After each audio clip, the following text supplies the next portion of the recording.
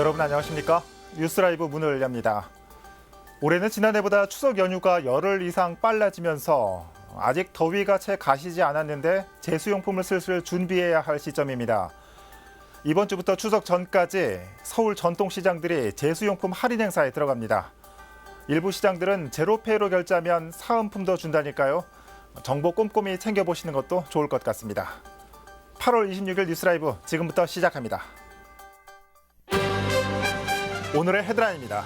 성동구 금남시장 장터길 확장을 반대하는 건물주들이 반대 의견을 제시했지만 성동구는 계획대로 진행할 뜻을 밝혔습니다. 노원구 축제 선진화 특위가 지역성을 살린 축제 추진을 강조하며 일부 축제에 미진했던 운영 방식을 꼬집었습니다. 특구 앞 송전선로 지중화 사업을 위해 노원구와 서울시 한전이 업무 협약을 맺었습니다.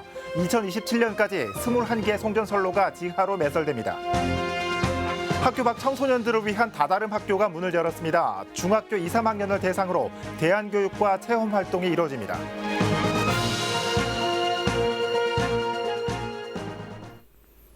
성동구 금남시장 장터길의 확장을 두고 건물 소유주들의 반발이 극심하다는 소식 여러 차례 전해드렸습니다. 최근 장터길 건물주들로 구성된 상가협의회에서 구청에 주민 의견을 전달했습니다. 사업 전반적인 내용에 대한 반대 의견인데 구는 조목조목 이를 반박했습니다. 조성엽 기자입니다. 올해 1월 교통체증과 좁은 보도폭을 개선하기 위해 금남시장 장터길 확장 사업이 확정됐습니다. 폭 8m인 도로를 15.7m로 확장해 양방향 1개 차로를 신설하고 보도폭을 2m로 넓히는 사업입니다. 이에 따라 남측 상가 건물 중 7.7m 수용을 예고한 상황. 건물주들과 임차인들은 사유재산 침해라며 계획 발표 즉시 반발했습니다. 저쪽 좀 그냥 나갈 수는 없지 뭐. 노력할 데도 없고 그냥 뭐 쫓아내면 안 되지 뭐 안 나가겠지.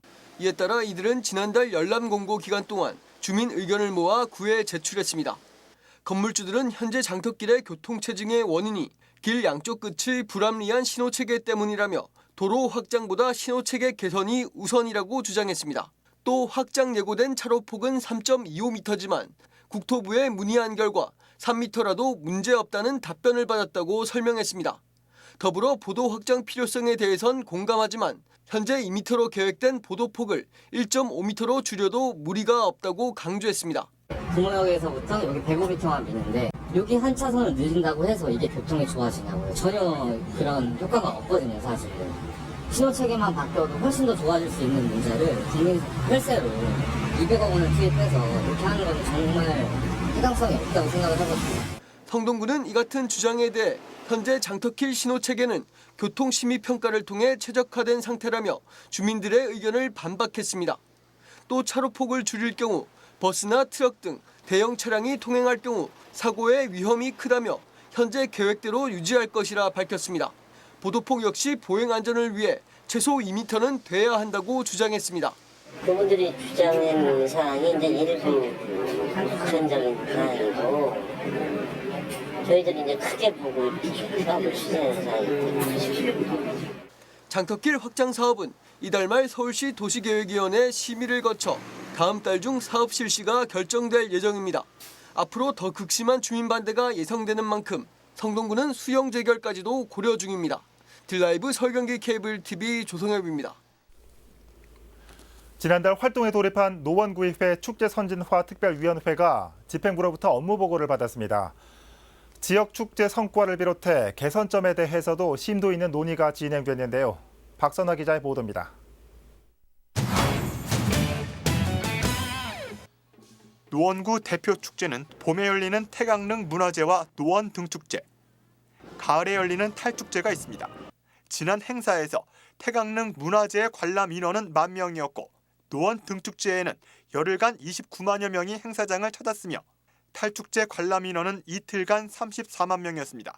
노원구는 빠듯한 예산 속에서도 축제를 준비하고 진행하는 데 힘을 모았다고 자평했습니다. 스트릿 퍼포먼스 댄싱 대회 등 개최해서 젊은 층이 함께 즐길 수 있는 축제를 진행하였습니다. 노원구 의회 축제선진화 특별위원회는 모두에게 인정받는 축제가 되기 위해선 지역성을 살린 정체성 확립이 필요하다고 지적했습니다. 우리가 이 농어의 특징이 탈을 갖다가 이제 이야기를 하고 있지 않습니까? 이 탈하고 농어하고는 어떤 관계가 있는지는 모르지만 퍼레이드의 질적인 제고를 해서 완성도를 좀 높여서 우리 주민들께서 퍼레이드 경연을 보시면서 만족도를 좀 높이는 방향으로. 특위는 노원 미래과학축제의 허술했던 운영도 지적했습니다. 체험 부스가 일찍 문을 닫는 바람에 관람객이 허탈해했다는 것입니다. 과학축제할 때 단순히 가서 보니까 약간 좀 정신이 없어요. 와야지 정리가 좀 되는 듯한 느낌, 그런 느낌이 들고. 집행부는 올해 첫 개최라서 준비가 부족했던 것은 사실이라며 개선해 나가겠다고 설명했습니다. 직원들도 처음 하는 거라 쉽지는 않았습니다. 그런데 이제 올해 또 경험을 바탕으로 내년에는 더 좋은 축제를 준비하도록 하겠습니다. 집행부와 밀도 있는 질의를 주고받은 특위는 오는 10월부터 우수축제 벤치마킹 등 현장 위주의 활동을 펼칠 계획입니다. 들라이브 서울 경기 케이블 TV 박선화입니다. 중구의회는 지난 22일 중구청 노조의 호소문 발표에 따른 입장문을 냈습니다. 의회는 구청 노조가 구청장 취임 초부터 현재까지 집행부를 중심으로 부당한 업무 지시와 강요에 대해 시정을 요구해왔지만 구청에서 어떤 입장을 취하지 않고 있다며 해결을 촉구하는 호소문을 발표했다고 밝혔습니다. 이에 따라 조영훈 의장은 노조가 말하는 위법 부당한 업무 지시와 강요 등을 포함해 제기되고 있는 모든 문제들을 의회 차원에서 밝혀낼 것이라고 역설했습니다. 조 의장은 구청장이 6개월째 모든 회기 일정을 거부하고 있다며 현재 행정안전부에 집행부를 견제할 수 있는 조치를 취해달라고 요청해놓은 상태라고 말했습니다.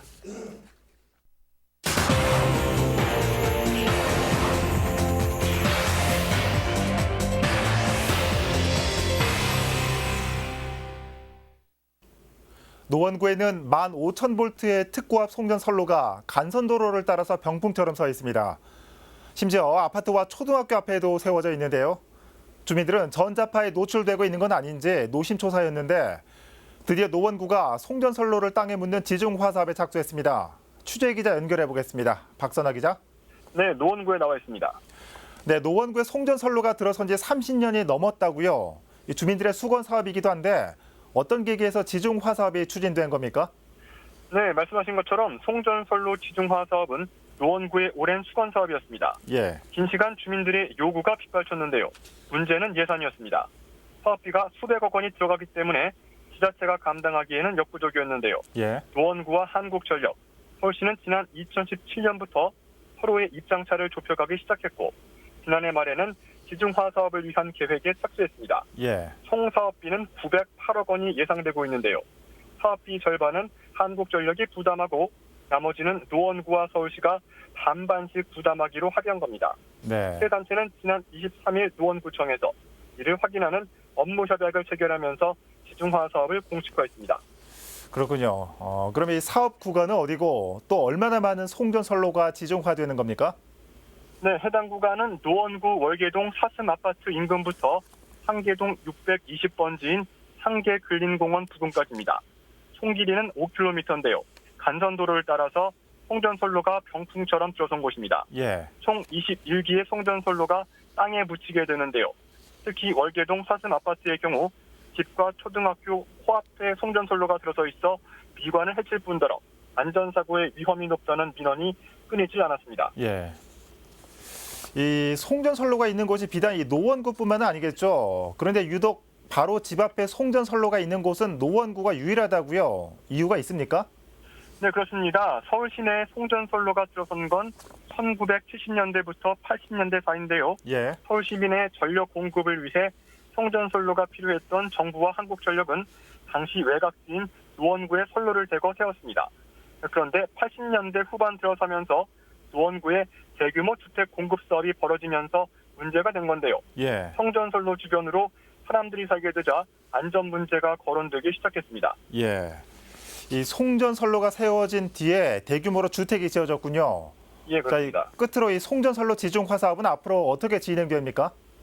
네, 업무 협약식을 마친 노원구와 서울시 한국전력은 앞으로 설계 용역을 거쳐 2021년 4월 착공을 예정하고 있습니다. 예. 사업이 차질 없이 진행된다면 오는 2027년 완공한다는 계획인데요. 사업비의 경우 일단 한국전력 측이 비용 일체를 지불합니다. 완공 후에 노원구와 서울시가 지자체 부담분을 한국전력 측에 5년간 분할 상환하는 방식입니다. 예. 지금까지 노원구에서 전해드렸습니다. 네, 박선아 기자 잘 들었습니다. 노원구 주민들의 수건이었던 송전선로 지종화가 본격 추진된다는 내용 살펴봤습니다.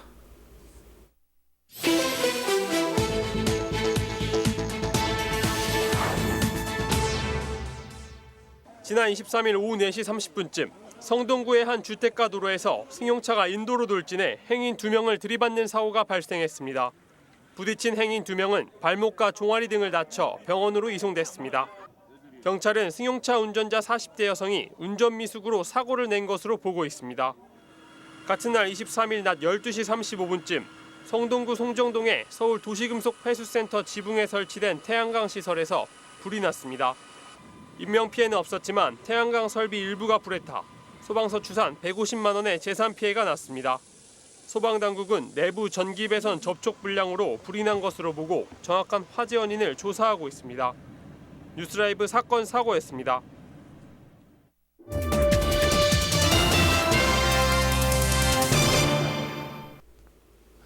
다양한 이유로 학업 중단 위기에 놓인 이른바 학교 밖 아이들이 늘어나고 있습니다.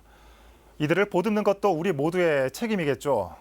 이번에 교육청과 지자체가 협력을 통해 대안교육기관을 설립했습니다.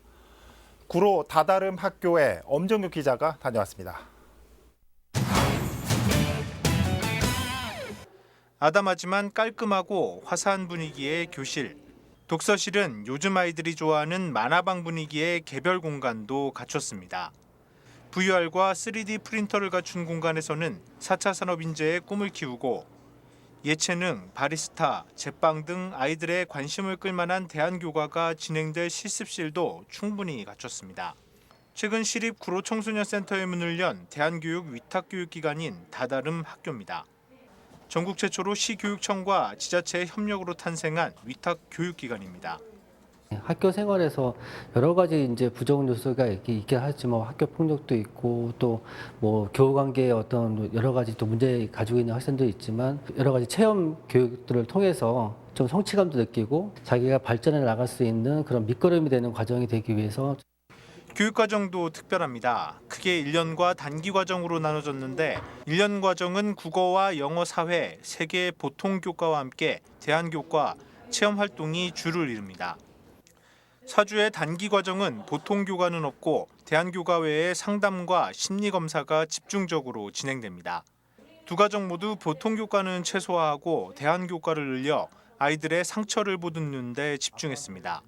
학교 생활에서의 나쁜 기억을 치유하고 자존감을 높여 아이를 다시 학교에 돌려보내는 것이 이곳의 목표이기 때문입니다. 프로그램도 너무 잘 돼 있고 일단 선생님도 너무 좋으시고 그러시고 뭐 일단 아이의 그 심리 치료라던가 이런 부분들이 잘 돼 있어서 상처받은 부분을 좀 많이 치유할 수 있을 것 같아요. 다다른 학교에서는 어떤 그런 체험 요소들에서 내가 뭔가 해냈구나 아니면 또 뭐도 해볼 수도 있겠구나 어떤 가능성에 좀 더 포커스를 맞추고 저희가 교과 과정이 좀 편성되어 있습니다. 아이들의 개성을 인정하지 않는 획일화된 교육 속에서 상처받은 아이들. 다다름 학교란 이름 속에 담긴 뜻은 각자의 다른 꿈이 원하는 곳에 다다른다는 의미입니다. 델라이브 서울 경기 케이블 TV 엄종규입니다. 금천구가 유니세프의 아동 친화 도시 인정을 획득하고 선포식을 열었습니다. 행사에 모인 수많은 아이들 앞에서 금천구는 UN 아동 관리 협약을 준수하겠다는 약속을 했습니다. 엄정규 기자입니다. 아동은 모든 형태의 학대와 방임, 폭력과 착취로부터 보호받을 권리가 있다. 아이들이 직접 단상에 올라 UN 아동 권리 헌장을 낭독합니다. 곧이어 유성훈 구청장은 금천구를 유니세프 아동 친화 도시로 선포합니다. 유니세프 아동 친화 도심을 선포합니다.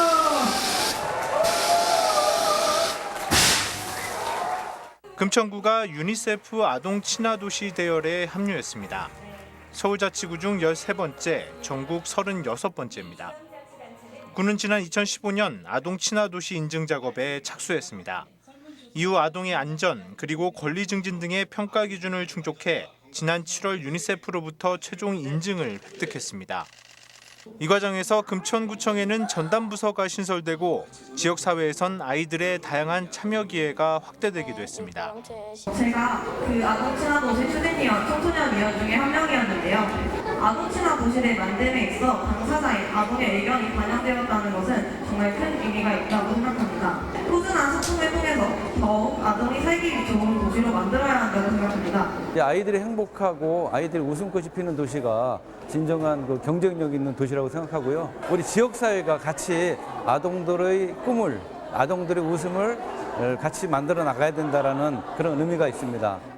금천구는 이번 인증을 계기로 아동정책 마련에 당사자의 의견 반영을 확대하고 특히 아이들의 놀 권리 보장을 위한 아동 여가 시설도 추가 확보하겠다고 덧붙였습니다. 드라이브 서울 경기 케이블 TV 엄종규입니다. 지역 곳곳에는 쪽방촌뿐 아니라 판잣집 같은 취약한 주거 환경에서 살아가는 주민들이 있습니다. 중구가 수십 년간 열악한 환경에서 생활해온 어르신들을 위해 주민들과 함께 힘을 모아 새 보금자리를 마련했습니다. 조화연 기자입니다. 다산동 옛 문화시장 한편에 있는 판잣집. 각종 고물로 둘러싸인 집안을 들여다보니 방치된 쓰레기와 가재도구, 사람 한 명이 놓일 수 있는 정도의 공간이 보입니다. 80대 노인과 아들 20여 마리의 반려견이 함께 생활했던 곳입니다. 여름철 위생과 안전 문제가 우려되는 상황에서 중구가 취약한 주거 환경을 개선하기 위해 팔을 걷어붙였습니다. 여기 지금 계시는 분이 이제 기초생활 수급자이신 할머니 한 분하고 이제 아드님하고 사시는데 너무 폭염에 열악하고 그러니까 저희가 일단 주간 보호센터로 이송 조치를 하고 여기가 거의 이제 무허가로 거의 운막 비슷한 그런 집이기 때문에 이거는 이제 저희가 철거를 할 겁니다. 철거를 하고 좀 환경 개선도 좀 하고. 구청 담당 부서와 동주민센터, 데이케어 센터의 협업으로 어르신을 설득한 끝에 수십여 마리의 반려견은 유기견 보호센터로 옮겨졌습니다. 해당 부지 소유자인 재건축 조합에서 판잣집 바로 옆 공실을 무상으로 제공하고 집수리는 동대문 시장 인테리어 상인들로 구성된 봉사단체가 맡았습니다. 화장실 수리를 비롯해 도배와 장판, 가구까지 곳곳에 도움의 손길이 닿았습니다. 저희는 이제 모임을 가지면서 저희 자비로 돈을 모아서 그걸 1년에 한 번씩 꼭 한 3집 정도, 4집 정도 해서 저희가 하는 일이 인테리어다 보니 전체 예쁘게 치장하는 것보다는 정말 취약한 사람들이 정말 필요한 부분, 힘든 부분을 저희가 좀 고쳐준다는 그런 정도? 열악한 주거 환경에서 건강을 위협받아온 어르신은 수십 년 만에 안락한 생활 공간을 얻게 됐습니다. 거기가 편하겠지. 걱정이 없겠지 뭐. 이 밑에는 집이 세고 하다 보니까 어려움이 많았었어요. 집이 자꾸 가고 싶어. 중구는 쪽방촌뿐 아니라 지역 곳곳에 분포돼 있는 주거 취약 가구를 찾아 주거 환경 개선을 지원하고 지속적인 모니터링도 이어갈 계획입니다. 딜라이브 서울 경기 케이블 TV 조아연입니다. 강동구 천호 4구역이 개발의 첫 단초를 끼웠습니다. 대지 면적과 분양 금액 등 사업의 핵심 사안을 결정하는 관리처분 계획이 최근 통과됐기 때문입니다. 주민들 사이에서는 대규모 개발 사업에 따른 기대 심리와 함께 미묘한 온도차도 감지됩니다. 박영찬 기자입니다. 강동구 천호 4구역이 재개발을 위한 첫 발걸음을 뗐습니다. 최근 토지 소유 관계와 분양가액을 결정하는 관리처분 계획을 인가받으면서 사업이 본 궤도에 올랐기 때문입니다. 당초 천호 4구역의 경우 뉴타운 바람이 불던 2000년대 초반부터 개발 움직임이 일었지만 급변하는 주택시장 경기와 서울시의 부동산 정책 변화로 사업 추진에 수차례 고비를 맞아왔습니다. 이후 2013년 조합 설립을 거쳐 6년 만에 개발의 첫 단추를 끼우게 됐습니다.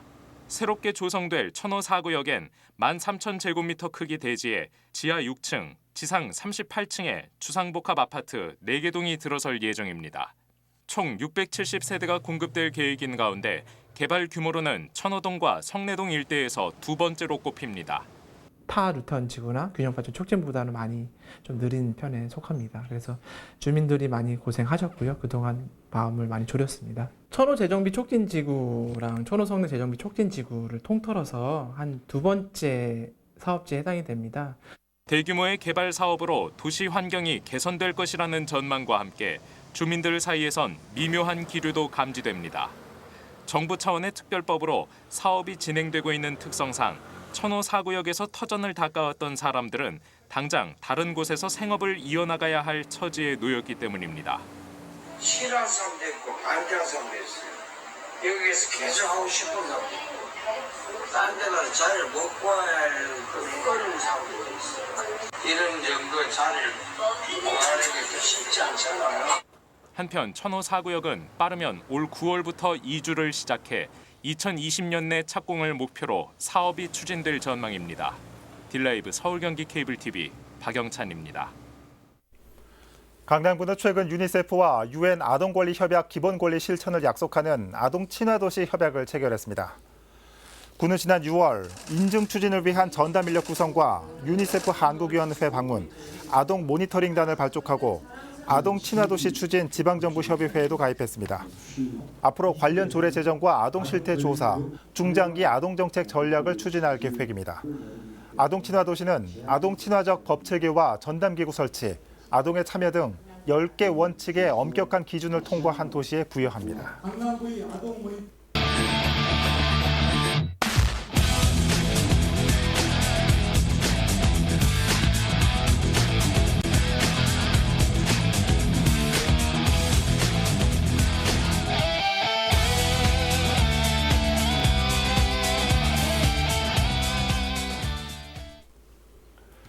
오늘 새로운 대안학교 개교 소식 기사를 통해 전해드렸죠.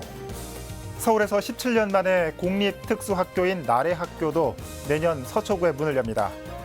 서울시 교육청은 혁신학교를 늘리는 정책도 추진 중입니다. 이처럼 교육 방식은 다양해지는데 사회로 진출하는 방법도 이만큼 다양하냐고 묻는다면 얼마나 많은 사람들이 그렇다고 대답할 수 있을까요? 뉴스라이브 마칩니다. 시청해 주셔서 고맙습니다.